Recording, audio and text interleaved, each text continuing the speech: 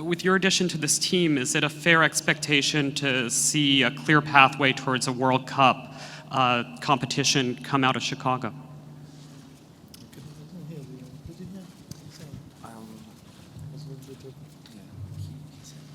He's referring to the World Club Cup.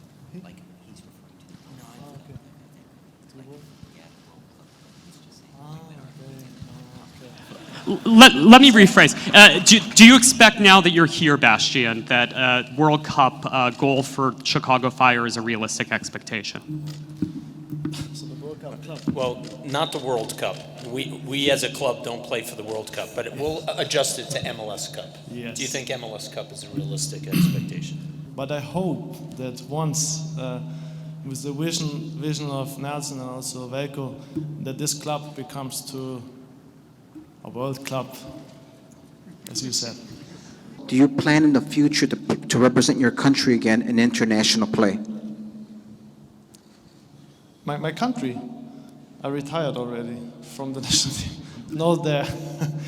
I said goodbye to Mr. Joachim Löw, so the coach of Germany. So that's done.